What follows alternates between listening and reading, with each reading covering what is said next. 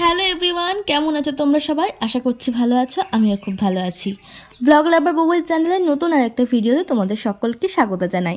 আজকের দিনটা ছিল কার্তিক মাসের শেষ দিন, তাই আজকের দিনে বেশ অনেকগুলোই ভিডিও করা হয়েছিল। সকালবেলায় মোট আনা, কার্তিক পুজো, দামোদর মাসের শেষ, সব কিছুই আজকে পড়েছে একদিনে। তাই তো আজকে বেশ অনেকগুলো ভিডিও একটা দিনেই হয়ে গিয়েছে। সকালে করেছিলাম মুঠ আনার ভিডিও, যেটা গ্রাম বাংলায় এই কার্তিক মাসের শেষ দিনে করতেই হয়। সেটার ভিডিও অলরেডি আপলোড হয়ে আছে, তোমরা চাইলে দেখে আসতে পারো। সাথে কার্তিক পুজোর জন্য গেট রেডি উইথ মি, সেটাও আপলোড করা আছে, তোমরা চাইলে দেখে আসতে পারো। এখন যে ভিডিওটা হচ্ছে সেটা হচ্ছে দামোদর মাস, মানে হচ্ছে কার্তিক মাস, সেটার শেষ দিন আজকে। তাই আজকে আমি তোমাদের সাথে এই ভিডিওতে শেয়ার করব যে কিভাবে আমি এই শেষ দিনে ভগবানকে দীপদান করেছি। শুধু আজকের দিনটাতে দীপদান করেছি এমনটা নয়, গোটা কার্তিক মাস জুড়েই আমি চেষ্টা করেছি দুবেলায় যাতে ঘিয়ের প্রদীপ ভগবানকে আমি দান করতে পারি।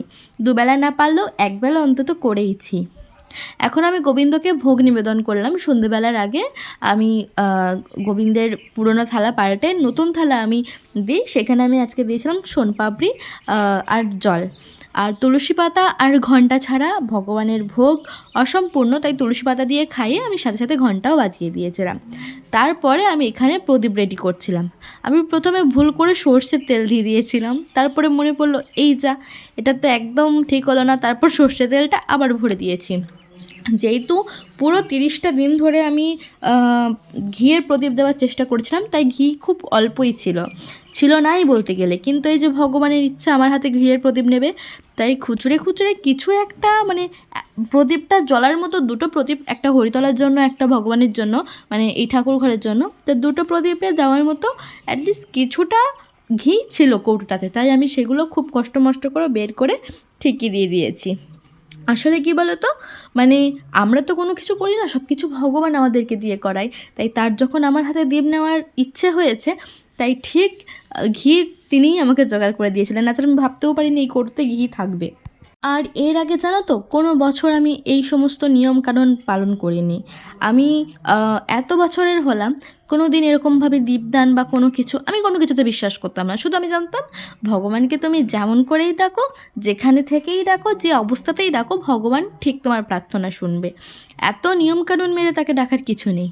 সে যাই হোক, তারপর নিশ্চয়ই ভগবানই আমার মধ্যে এই বিশ্বাস জাগিয়েছে, তাই তো আজকে আমি নিরামিষই, মাছ মাংস ডিম কিছুই খাই না।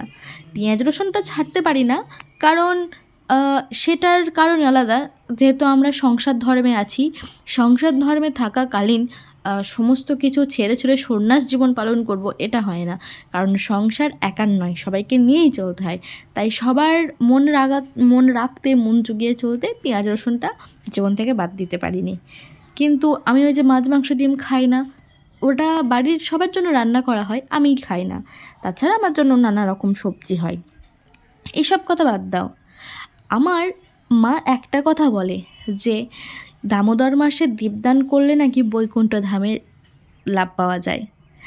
এই মানে জীবন মরণ, এই মানে চক্র থেকে বেরিয়ে আসা যায়।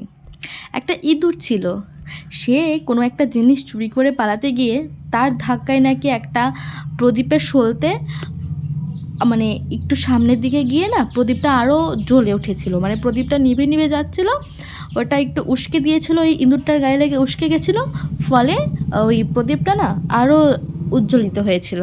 ফলে সেই ইঁদুরের নাকি বৈকুণ্ঠ ধাম লাভ হয়েছিল, কারণ সেই মাসটা ছিল দামোদর মাস। আর এই দামোদর মাস জানো তো রাধারানীর অত্যন্ত প্রিয়। তাই এই দামোদর মাসে মালা জপ করলে বা দীপদান করলে, মানে যতই পাপ করে থাকো না, পূর্ণলাভ হবেই হবে।